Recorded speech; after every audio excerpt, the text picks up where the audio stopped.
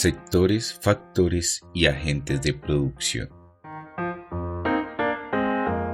La producción es cualquier actividad que aprovecha los recursos y las materias primas para poder elaborar o fabricar bienes y servicios, que serán utilizados para satisfacer una necesidad o un deseo. Cuando hablamos de producción, se debe tener en cuenta los insumos que se utilizarán para producir dichos bienes o servicios.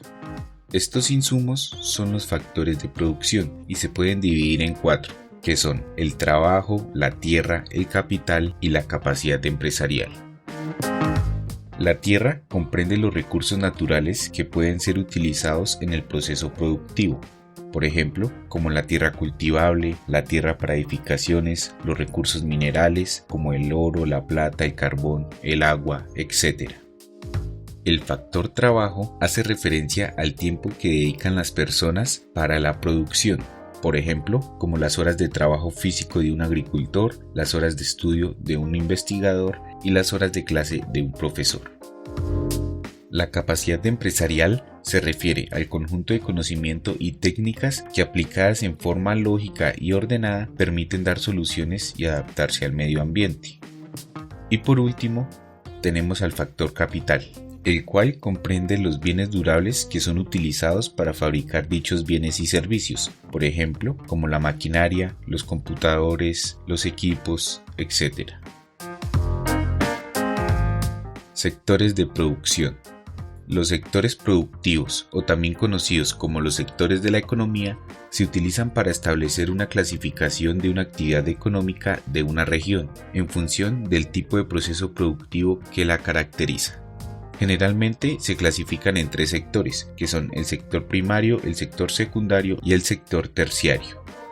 El sector primario, o también conocido como el sector agropecuario, es el que a partir de sus actividades obtiene el producto directamente de los recursos naturales. En otras palabras, obtiene las materias primas no elaboradas destinadas principalmente a la producción industrial y al abastecimiento de determinados tipos de servicios. Dentro del sector primario tenemos la agricultura, la ganadería, la silvicultura, la caza, la pesca, entre otros.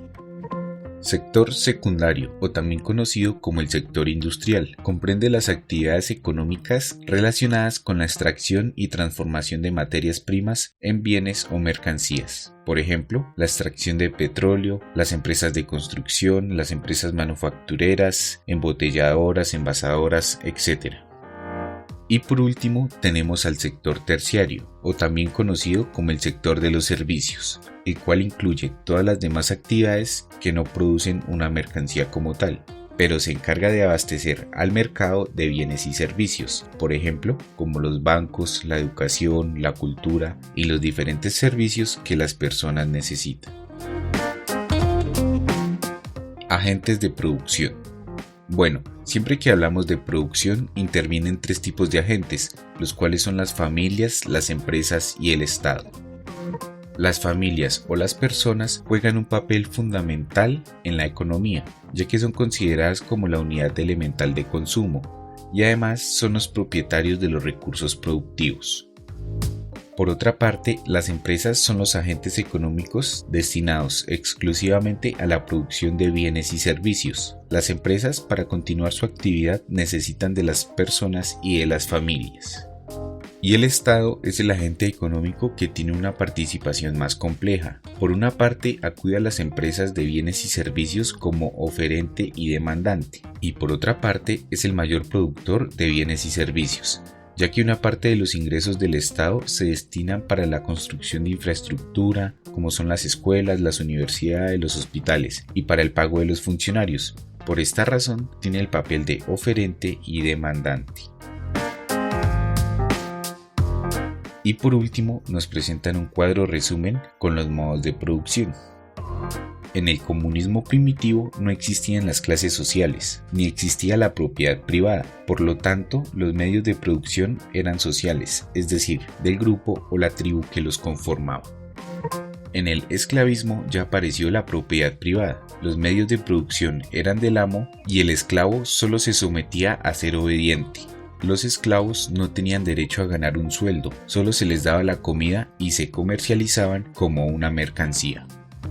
En el feudalismo, los señores feudales, es decir, los dueños de grandes extensiones de tierra, eran los dueños de los medios de producción y tenían a su mando a los siervos. Los siervos eran trabajadores agrícolas que estaban obligados a cultivar la tierra de su señor. A cambio podían laborar parcelas para su propio sustento y el sustento de sus familias. En el capitalismo, la burguesía eran los dueños de los medios de producción.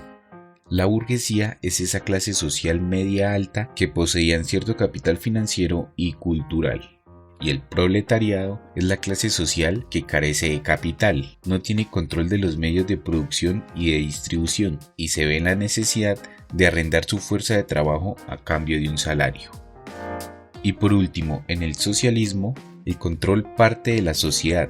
Se dice que no hay una clase social, porque cualquier persona está en la capacidad de ser gobernante, y los gobernantes deben velar por cumplir los deberes del pueblo. El socialismo propone que la economía debe ser planificada y por lo tanto el Estado se encarga de mediar con los mercados y proteger a la ciudadanía, tratando de garantizar una situación social más justa.